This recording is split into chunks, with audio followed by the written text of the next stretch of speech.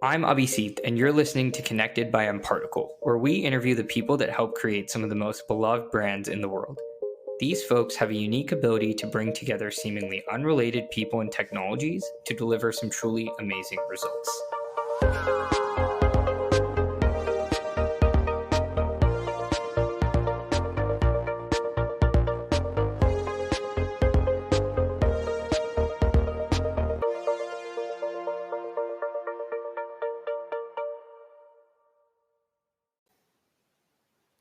In this episode, I sit down with Taylor DiVincenzo, Senior Solutions Engineer, Brand Marketer, and Programmatic Media Buyer.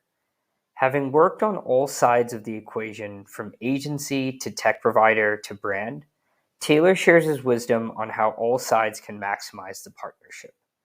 We also get into programmatic media and how, if done right, can lead to some memorable customer experiences. Can't thank you enough for making some time to jump on the podcast Absolutely. on a Friday night.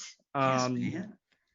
But yeah, I mean, look, let's let our listeners in on this. Would you mind, Taylor, just giving the audience a little intro to yourself?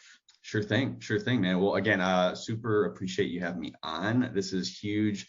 I know you talked about wanting to do this for a while, and it's cool to see this sort of like dream come to fruition. So congrats and kudos, man.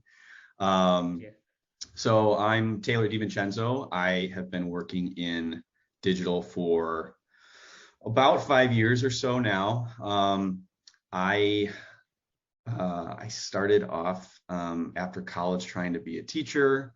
It didn't really pan out, which is kind of how maybe that's its own podcast. But I started off in teaching and wanted to sort of pivot my career after I couldn't find a full-time teaching job. And digital was something that even as like a teenager, like I kind of knew peripherally was just interesting. Google Ads was still called AdWords. People were starting up online businesses. They were working for themselves. They were making money.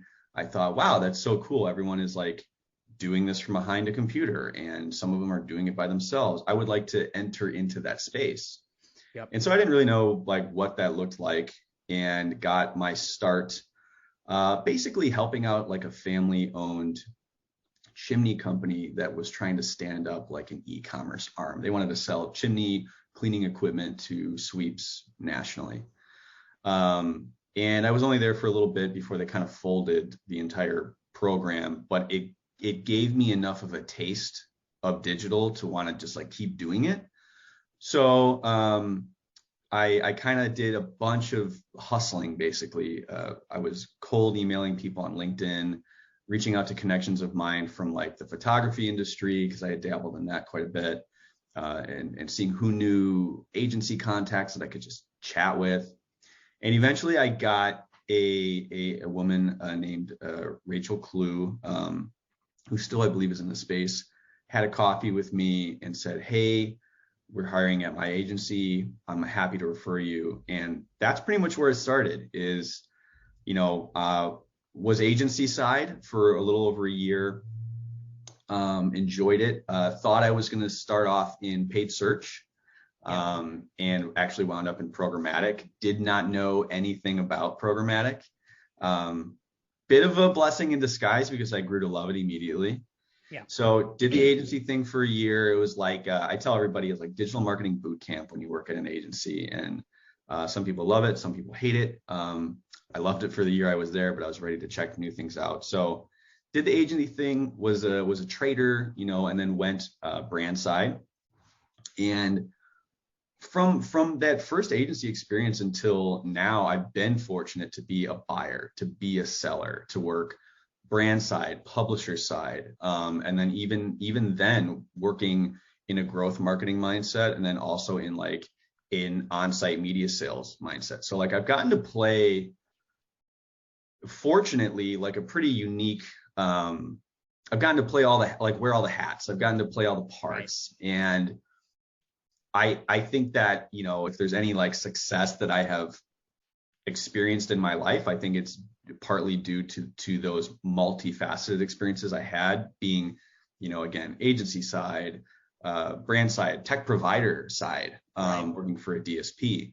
So it's been a long journey in 5 years, but that's kind of like where I am and who I am now. And man, I think I might be in it for the long haul. So I know the content when we go back, we're going to hear, hey, Taylor did a lot of things. I guess like what I got to say, and the reason that honestly, I think especially now with this like explosion of data, technology, privacy, I mean, the reason I was so excited to have you on the podcast is in that short amount of time, Taylor, I mean, what you just said right there, right? You've been at an agency, you've worked at a brand where you've dealt with building direct customer experience and one-to-one marketing to, ad buying, ad selling. The part that we didn't even get into yet is now, kind of your most recent life, which, you've sort of joined my club on the SaaS side. Like you've, worked with prospects and customers on selling technology into brands as well. The thing, so to expand on that, like I didn't try to do it this way. And like one thing I would love for like younger traders or just younger dig specialists or digital marketing specialists in general to know is like the world really kind of is your oyster in digital. Like you can kind of go where you want if you know what you're looking for. I got started in I started at the agency like 2016, 2017, which feels like not long ago. But yeah, I got started at a time when like the cookieless future wasn't really top of mind. The Cambridge Analytica scandal hadn't happened yet. ITP was around, but like floundering a little bit. DMPs were still a big thing. DMPs were huge, right? I remember going through those RFPs, and even today with like the sort of scrutiny a little bit on digital marketing practice in general, especially where privacy is concerned, like there's still optionality for people to like carve out a career in this industry. And it doesn't have to just be like, you don't have to stay a senior programmatic trader, and you can move. You're exposed to so many different technologies, from BI tools to SQL, R, Python, all these different querying languages. You can kind of pivot your career as you see fit. And that's, I guess, what I'm trying to get at is I didn't even necessarily see where the market was going, but I felt personally compelled to explore these different aspects of my career. And I encourage anybody who was like me that didn't really know what they wanted to do after college to explore digital, because like I think that this industry can set you off on a career path that you will design yourself. I guess on that note, right, sticking on to that topic of your journey so far and why I think it's so relevant to this question I've been dying to ask you, one of the things I wanted to share with the listeners is the fact that you've worked agency, brand, and also now on the sort of like vendor side, right? If we're thinking about like selling software, I would love to get your perspective on two things. So what I wanted to ask you first is like, now that you've sort of worn those three hats, like let's take you back to when you were brand side. Yeah. Right. In terms of working better with your partners, what would you share from your perspective on how somebody within a brand can make the most out of their technology and agency partners and relationships?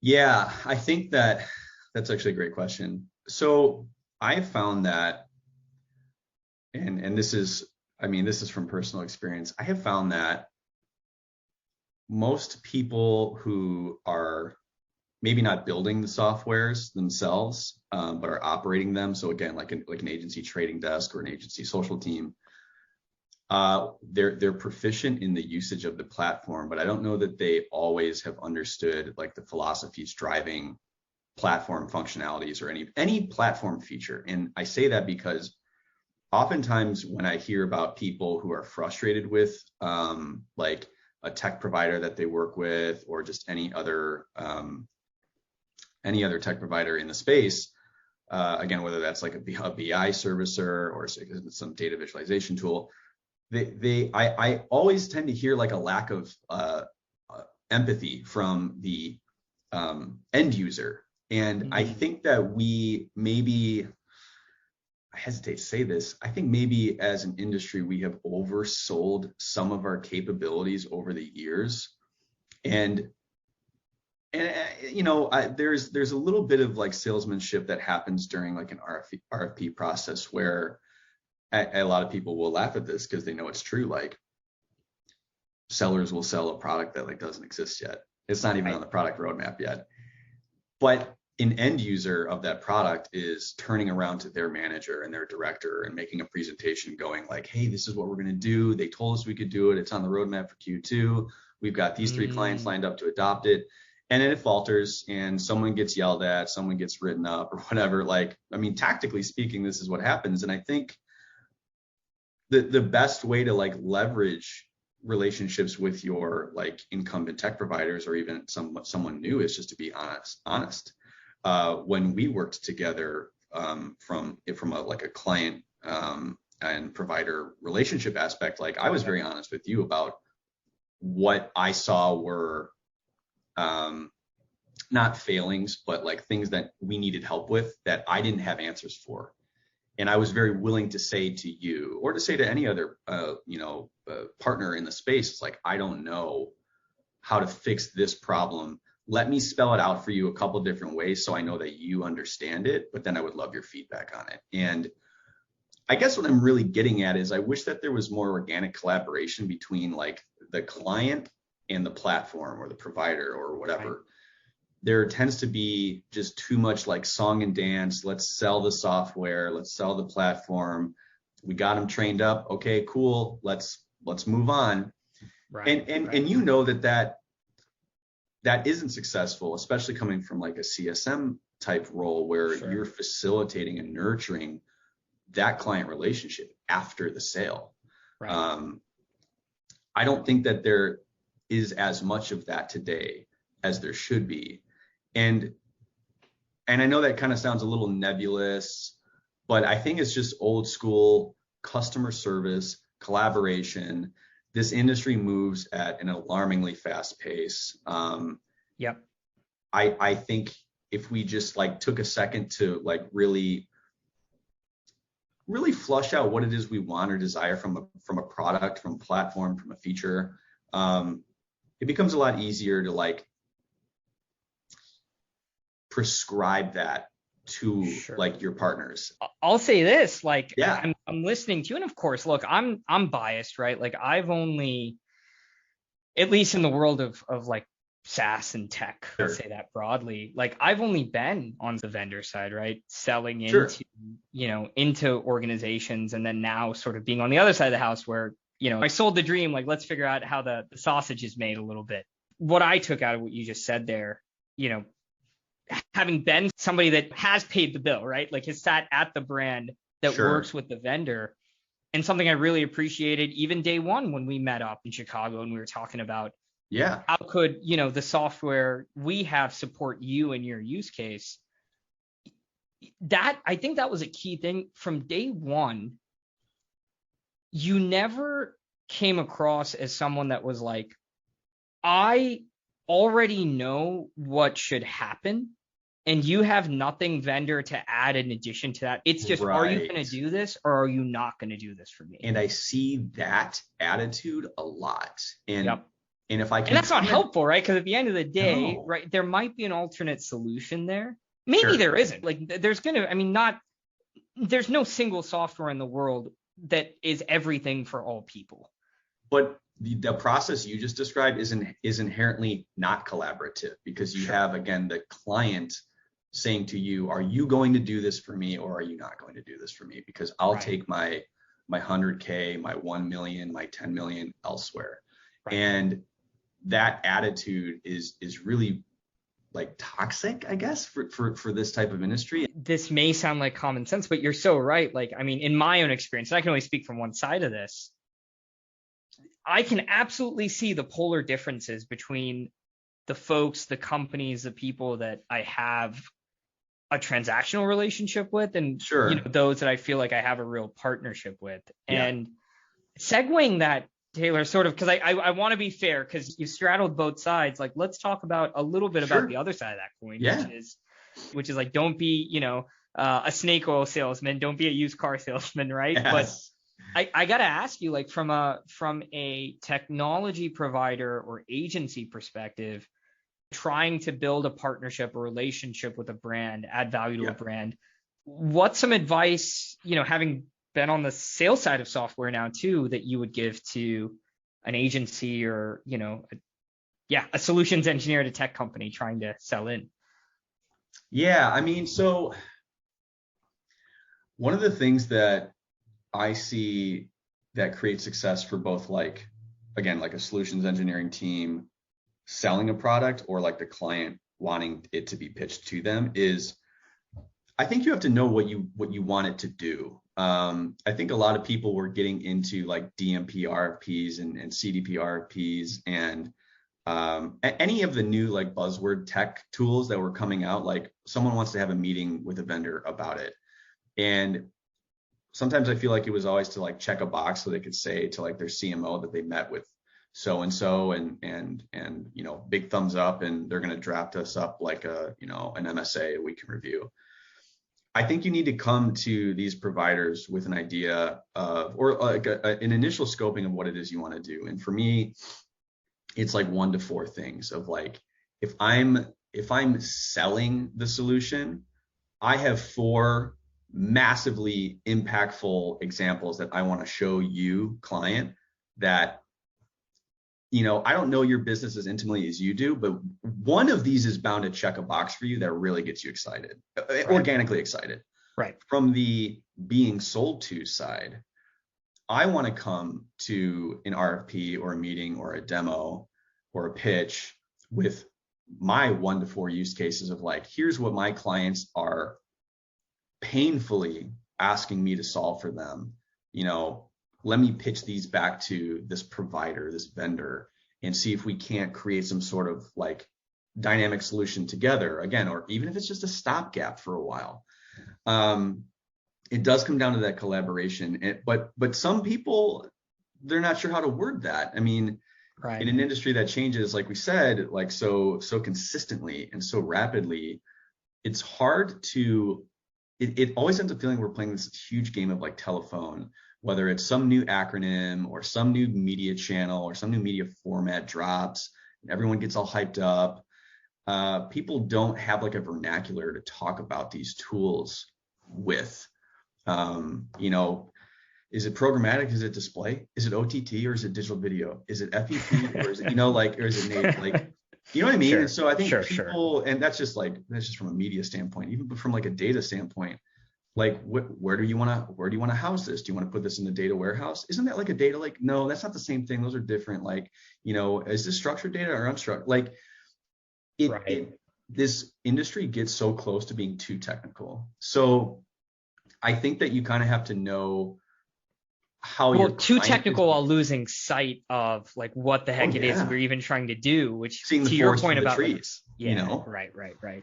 I think maybe I'm backing myself into the answer that I wanted to give, which is I think that if you are the client, I think you need to do yourself and your vendor the favor of being able to verbalize what it is you really want from that product, whether it's a DSP, an ESP, a CDP, something.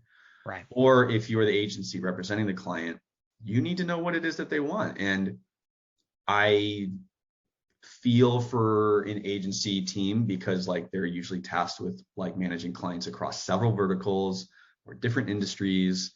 It's kind of hard to keep that all in your brain, like constantly, in sync. Sure. I get that. There's going to be some inherent, jogging from one brain cell, one synapse to the other, and there's going to be some confusion in there. But again, I think to create a fundamentally successful partnership, with a vendor, you need to be able to communicate clearly what it is you're trying to do, either for yourself or for your client. If that's a KPI goal, great. But if it's something like more procedural, if it's some sequential messaging story that you want to push out to create some brand awareness ahead of some bigger campaign, you need to be able to talk through that strategy. And I find that you mentioned this word earlier, transactional. These meetings, these RFPs, these entire relationship dynamics end up feeling very transactional. And again, not to sound redundant, we just need to be more collaborative in that discovery phase of like, here's what my client wants, or I'm the client, here's what I want. Can you do these 4 things? And the solutions engineer or the CSM on the other end of that call is going to go, oh, I heard these 4 things. Did you mean this? Did you mean this? Did you mean this? And did you mean this? And sort of like playing that back to your client, getting a proper story on paper, go scope that SOW later if you're the vendor. Sure. Send it back to the client for feedback. You're in alignment. Everybody hopefully signs the ink or inks the deal and walks away. And that's where the partnership really starts.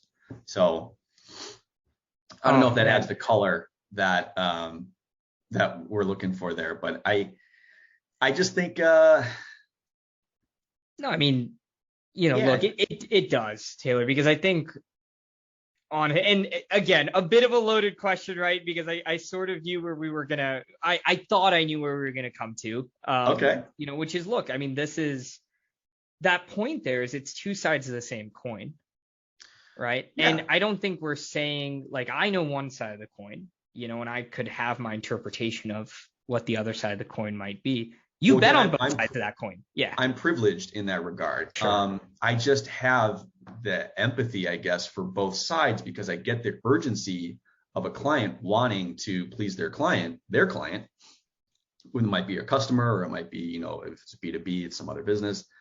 But then being the vendor saying, like, I want to do that for you, but I have like other priorities that I need to get out the door first, and then absolutely I want to take care of like what you're going through, what your problem is. So it's all very resolvable with like clear and cut communication. Sure. I think the only thing that I can never solve for is that client sense of urgency that I just mentioned. Is like, I've been told no before because like I just can't get something to a client fast enough, and like, I'm not going to disrespect that client by trying to sell them a half-baked product. Does that make sense? 1000%. And where I was going to, and definitely let me know whether you agree or disagree with this, but sure, to kind of put a bow on this particular topic, right? Which is like, how the hell can all these people work together, and these people that represent kind of these different powers that be that sort of are codependent on their success, right? Like, brands need technologies, right? Agencies need brands. For me as a CSM, when I can go to a customer now and say, sorry, no, like it's just like, we're not purpose built, like our roadmap isn't going this way. Yep. I know you want me to do this. I empathize with you. Like, I won't do this, but here's what I can do. Yes. To your point about like, there's power in that, by the way. There's power in that. It's better to say no quickly when you have to, when you know it's an obvious no. Absolutely. Because, and the bigger picture on all of this, Taylor, even from like like whether you are that person at the brand, or whether you are, me, a CSM, or you, a solutions engineer. Sure. That credibility with another person, and here's a human element. Yep. Because it's in the sea of craziness, like in the sea of like everyone saying they do everything. Yeah. Here's one guy that didn't say that, added a ton of value to me, and saved me a lot of heartache and time. And now I trust him implicitly, or her, like, because he told me something that I didn't want to hear, but that I needed to hear. And in the short term, I think, and I've seen this before, like that might mean a sales rep or SE walking away from a deal, right? And saying now's not the right time. Like that might mean a vendor may not necessarily be able to save an account. But know this, if you have good leadership, which mParticle does, I know that firsthand. Like they understand that though. Um, I have found that every time I've been in a situation where I could say no, provided like I've been given context prior to the meeting with the client. I'm armed with internal knowledge about how to sell a solution. Is right. So if it's not on the fly, and I know I have to basically say no, I try to offer up variations of that request that I can execute on. And Sure. what I will say, anecdotally speaking, I don't have any data on me to back this up, is usually I would say 75% of the time. So a lot of the time, the majority of the time, one of those solutions that I came up with, again, as a solutions engineer, that wasn't exactly what the customer wanted, but it'll fit a need or it'll fit part of the mold, Right. tends to appease them. Yep. And that's important for a couple of reasons. One, it appeases them. It's going to do some of, if not most of what they wanted. Right. Secondly, it shows that I'm trying, right? And from a person to person transaction, if we're just trading on like emotions, I'm signaling to my client, I didn't have exactly what you needed, but here are some options that could do what you need it to do in a certain capacity. I want you to know that I'm trying for you. And yeah, I mean, thank you for filling in that second part of the blank. Yes, for anyone listening, if you're new into client facing roles, yeah, don't say no without context. Don't say no without context. I mean, right. Again, provide the context, provide reasons why if you can. But it does come down to, again, sometimes you will have to say no, and it's just all about like how can you relay that to your client in a way that they either understand, or again, like we spoke about earlier, they're impressed because what's his name? Jim Donovan from Goldman Sachs talks about this when closing like corporate merger deals. Yep. If you signaling to a client like, hey, that thing that you want to do, that campaign you want to run, we can't do that. Here's the reasons why. You're signaling that trust, or if it wasn't there before, you're building that because you just told a client who's going to pay you and make you money and your company money. You just told them, I can't take that money from you because my product can't do that thing. Right. Here's maybe who could do that for you. Yes. They go, wow, this guy or girl is so great that they were willing to say no to me because that they know that the product can't facilitate this request. But now I trust him or her even more because they were willing to be so honest with me and they weren't trying to short sell me. You know what I mean? Does that make sense?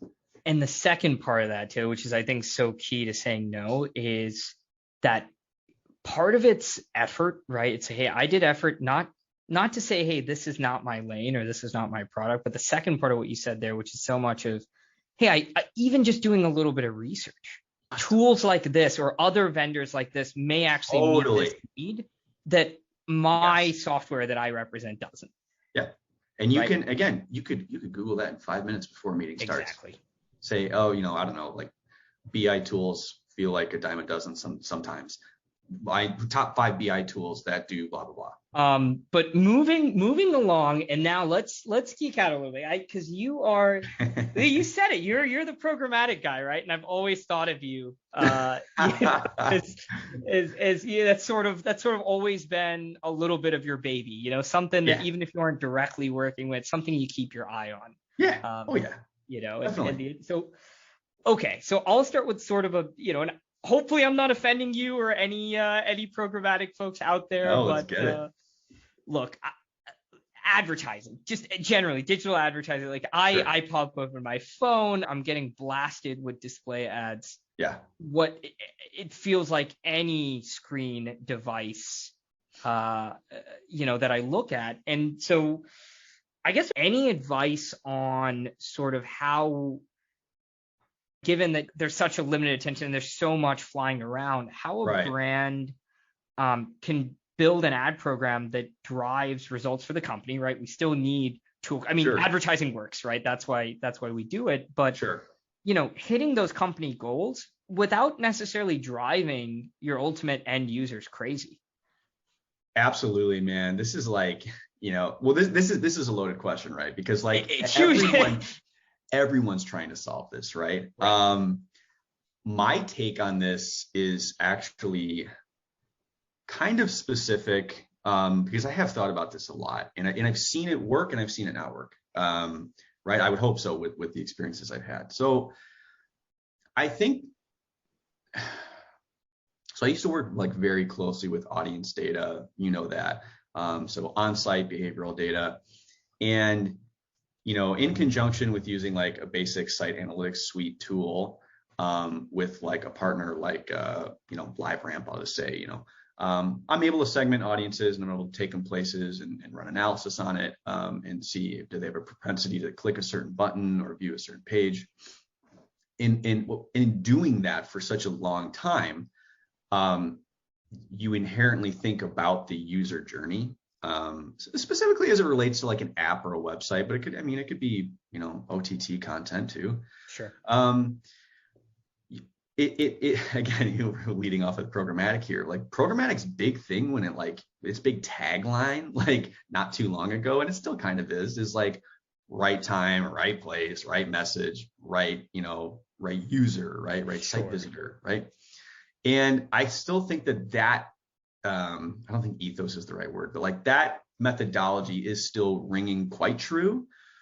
And so I say all that because like if you go to, I don't know, I'm trying to use an example of a company I didn't work at. If you will go to like, digsportinggoods.com because you're looking to purchase new set of golf clubs, and it's spring, so like golf season is coming up on you. And if you get retargeted with like 30 ads for those same set of golf clubs, on a never-ending basis for a week straight, that is a horrible consumer experience. Right. It's annoying. It's just flat out annoying, right? On the flip side, I'm adopting a puppy. Actually, I pick her up on the 22nd. I'm looking Congrats. for. Thank you. Yeah. I mean, that's news to me. Yeah. Yeah, man. And I will be sure to send you awesome. pictures soon. I'm shopping for pet insurance, right?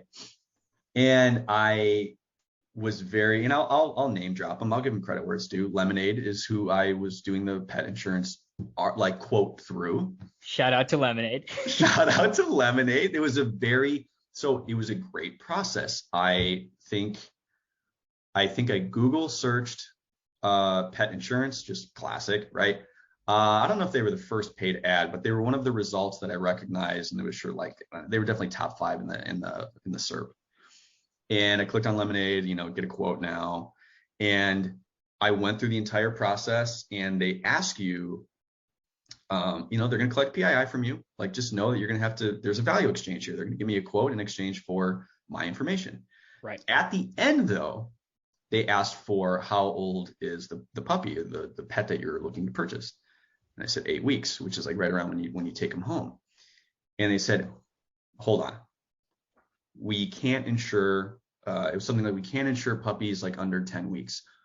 Don't worry, we'll reach back out to you when the puppy is of that age, because I think they asked for like the puppy's birth date. What I love about this user experience, though, is I said, okay, cool. So I exited out. And I kept thinking to myself, because I'm a marketer, oh, they're going to nail me with email after email until I jump back in. They have not reached out to me yet, which is amazing. Here's a company who has respected the consumer, me, said, hey, thank you for the information that you just provided. We would love to give you a quote. We can't give you a quote until your puppy reaches X age. We'll talk to you in it said like 2 weeks or 3 weeks. And I was like, that's amazing. What that signals to me as the consumer is you respect my attention. You respect the fact that I'm already interested. I made it to the end of the lead quote cycle, and submitted the button. I gave you all the information. You not bombarding me with daily or twice a day emails telling me about some weird, awkward 15% off coupon I could get from you is is the end all be all for me. Like, so I guess what I'm Mm, getting at is you got to know your audience, and I don't think that's news to anybody else. I've worked heavily in the automotive space, and that is extremely sensitive to a automotive buyer's journey, right? For baseline statistics, a person who's purchasing a vehicle, new or used, doesn't really matter. For this example, will typically purchase between 1 and 90 days. Year over year, that can change from like 1 to 70 days or 1 to like 120 days. But on average, a person who's in market for a vehicle will complete that purchase within a 90-day window frame. It doesn't make sense if someone submits a lead for a vehicle to smash them day over day, which a lot of online dealerships do, day right. over day, calling, emailing. And I get it. They got to move the metal, right? Always be closing, ABC, right? Always be closing. I get that. The consumer, the me, the you, anyone who's in market for a vehicle is going, they were so annoying to me. The consumer experience was so annoying. Out of spite, I don't want to go give them my business. Sure. On the flip side, right? Here's a positive example. When the pandemic hit, we met users where they were. They were at home. Right. So when people were submitting leads online and they wanted to test drive cars and they wanted to inspect them in person, but they didn't want to go to the dealership, right? They wanted to adhere to like safety regulations and guidelines. They would bring dealerships who, in my opinion, were intelligent, jumped on quickly the train of, we'll bring the car to you. We have home delivery. We can bring the car to you. You can test drive it. If you love the car, we'll bring the paperwork to you. We can send it online if you want. We're going to wrap the steering wheels. We're going to wear gloves when we drive it to you. That you met the consumer where they were, which was at that time a place of apprehension and probably a lot of nervousness, right? And that's what works. And I can tell you, in this automotive example, the dealerships who didn't do that, who did not convert to offering online delivery or home delivery or at-home test driving, are now trying to gain back market share that they otherwise would have had or capitalized on had they just like met their consumers where they were.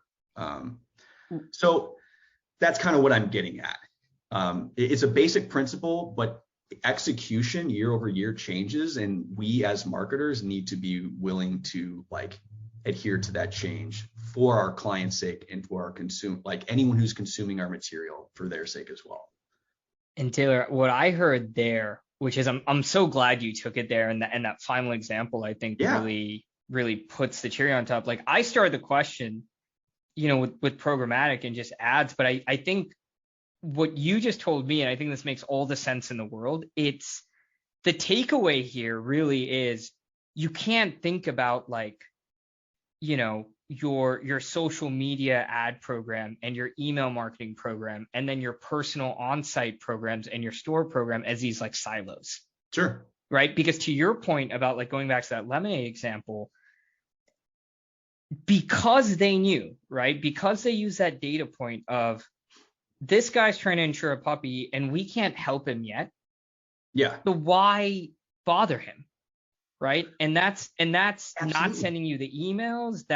And it's a little, and again, geeking out on like the email tech, that's one, line in the campaign builder that says like, don't target until puppy is 10 weeks old. Right. Exactly. And it's done. Right. Like that's a single automation that you set up, but also the ad buyer, right? That's like going into your audiences and like a Facebook, it's like, don't target users, right, whose puppy is less than 10 weeks old. It wouldn't, or start targeting them as it gets close to that age. So maybe they see a display ad and then remember to come back. If we're sticking with like the puppy pet insurance example, like think about it from, I don't know if the buyer is necessarily thinking about this, but the buyer's manager is. Think about the lifetime value of a person who converts and buys pet insurance for a dog. Yeah. Right? It's insane. So would you not want to like tread lightly when there's such high LTV at stake? Right. I could make the same comparison with cars, except now it's margin, it's vehicle margin, it's product margin. Right. The dealership's going to get some money, the salesperson's going to get some money, and then hopefully if you were a consumer, you negotiate it down a little bit. So there's an exchange there, right? And there's a lot of potential for a lot of value to be exchanged. Why would I want to disrupt that by annoying my customer? I mean, Yeah. I'm going to be honest with you, man. Like, I don't think I've ever been. First of all, I have a horrible habit of buying vehicles sight unseen. Don't do that. I have purchased one vehicle in my life at a dealership. And what I'm getting at here is I didn't feel any pressure. I never felt rushed. I felt like my needs for the vehicle I was purchasing as a truck were being addressed. That made me feel better as a consumer, handing over that value, in this case, money, right, in exchange for this vehicle or in exchange for pet insurance, because I am being respected. It's no different than, this is sounding way too existential now, but I'll end with this. It's no different than when someone cuts you off in line at a grocery store. You're inherently upset about it. You might be mad, you might be sad, but you're upset about it. Right. You're not upset because someone cut you off. You're upset because someone ignored you. And that's someone ignored your physical presence. And that's what makes you upset. So think about it from an advertising perspective. If I honor you, consumer, person behind the screen holding the phone or the laptop, there's much more incentive for you to implore my humanity and say, you know what? Hey, thanks, Lemonade. I'll wait. And you guys ping me when we're ready to go. It's not like I'm not getting the puppy anymore, right? Or again, like, trying to think of, like, you know, mom and pop dealership, like, hey, appreciate you reminding me that vehicle's still on the lot and that you marked it down $2,000. Thanks for not, like, calling me 10 times at work, you know, like. Right. So well, there's a reciprocity here that, and again, programmatic was fascinating because it promised, look at me tying it back in. Programmatic promised, if done well, to meet you at the right time, at the right place, yada, yada, yada, right? And I still believe in that fundamentally, right. Which is why I think I still get so, you know, freaking jazzed about it. So it makes my life easier as the consumer purchasing the product. It makes the person selling the product's life easier. Everybody wins, right? I mean, philosophically, that vision of programmatic is absolutely spot on. I think what we're saying here is, like, in practice, right?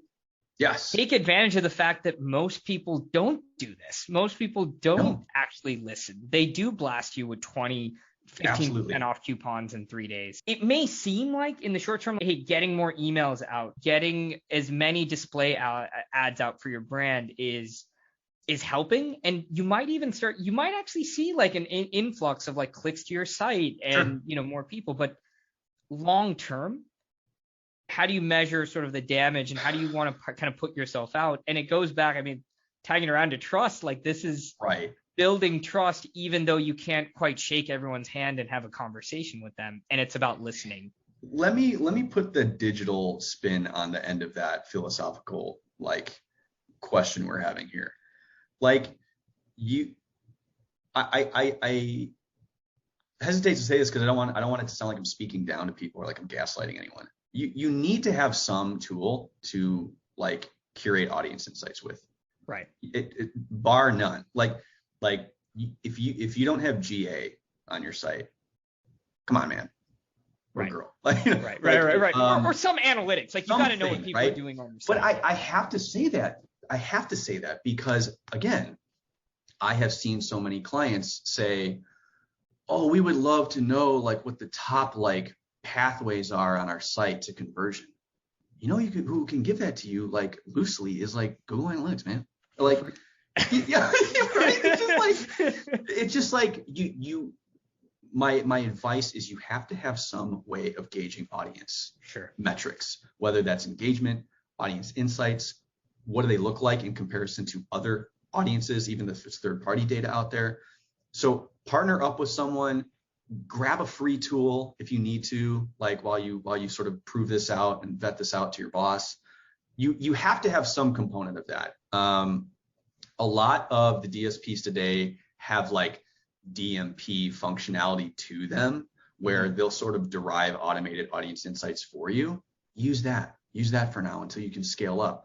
There's always a way to make the end users, again, if we're talking from an app perspective or a mobile web perspective or a desktop, there's always a way to make that user's life easier. And there are tools out there, many of which are free, that you can use to like start that journey with, so that you are talking to the right audience at the right time. How you define the right audience? Well, definitely work with a site analytics team, definitely work with a BI team, right? If you don't have that, again, there are steps you can take very cheaply that can at least get you pointed in the right direction, right? So I should say that, right? Like, you can't just, this isn't the 60s anymore where we're like all sitting around a boardroom smoking cigarettes and like defining personas that we think will buy an airline ticket.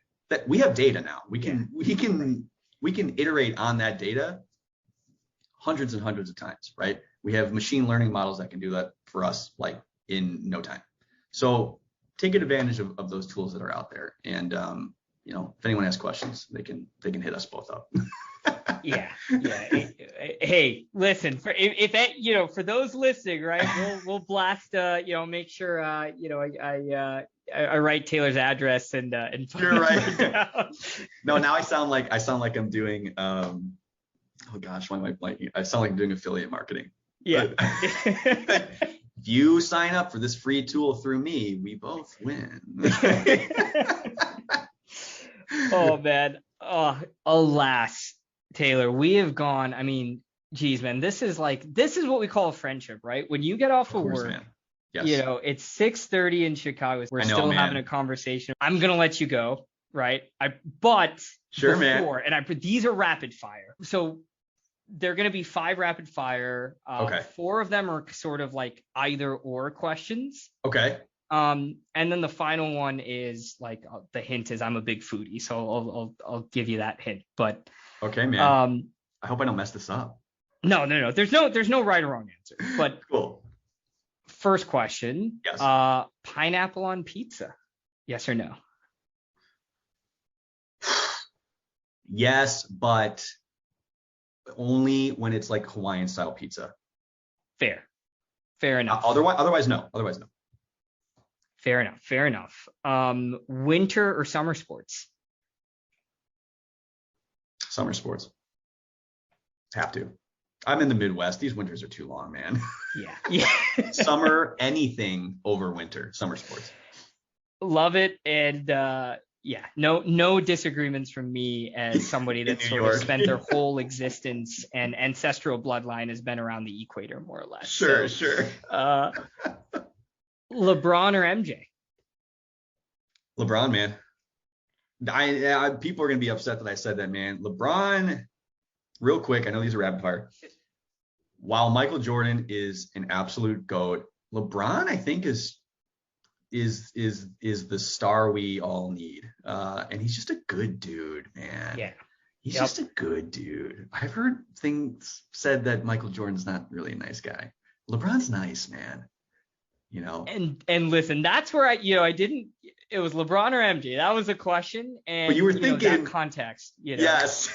You were thinking like I was thinking. Yeah, exactly. Yes. No, fair enough. Like that's like I said, there's no wrong answers here. Okay. Froyo or ice cream? Ice cream, man. I mean, I'm from the Midwest. Dairy, cows. Gotta go with ice cream. Right. So okay. Final question. I gotta ask. Favorite restaurant in Chicago? Oh man. And we're gonna go like as soon as this whole, Omicron, willing. Listen, that's gonna be next time I'm in Chicago. We're gonna go. So, yeah. One restaurant in Chicago. Oh man, I had like a life-changing experience at this restaurant. People are either gonna laugh at me or they're gonna be like, "Oh, I know exactly what it means." I was invited to a dinner for my buddy's birthday by his wife. I had never been here before, and I'll tell you the name. Yeah. But we balled out. We totally balled out. The best seafood of my life, the best steak of my life, the best Brussels sprouts of my life. Everything was the best of my life, right down to like the house Cabernet I drank. Wow. GT Prime in River North. Fantastic seafood and steakhouse. Blew my mind. I was texting people. I had to take the train home that night to out to the burbs where I live. I was texting anyone who would listen to me, like, I just had the best dinner of my life at GT Prime. We need to go, blah, blah, blah. Like it was, and some people are gonna be like, GT Prime, Chicago Cut is better, whatever. GT Prime that night with that group of people, it was an amazing time. I'm forever grateful for being invited to that dinner by his wife. It was awesome. And we should go when you are in Chicago next, man. Please. Okay, man. GT Prime. It's going to happen. Yes, that sir. Sounds awesome. Amazing. Well, listen, man, I'm not going to keep you any longer. Taylor DiVincenzo, everyone. The myth, the man, the legend. You heard it here first. Thanks for having me, man. This has truly been an amazing time. You're a fantastic interviewer, even better friend. Thank you for having me on, man. I really do appreciate it. And hope that maybe we could do some more. Awesome. Yeah, definitely. You're definitely going to be back on a part 2 and 3. But cool, man. Anyway, thanks so much for this. Dude, no problem. Thanks so much for listening to this conversation from Connected by mParticle. For more on this episode, you can check out the show notes and transcript on our blog. You can also subscribe to the podcast on any major podcast player. If building great customer experiences is important to you, sign up for our monthly newsletter, mPulse, which includes a very short list of the best blog articles, use cases, and industry reads from throughout the month. Thanks again for tuning in, and we'll see you next time.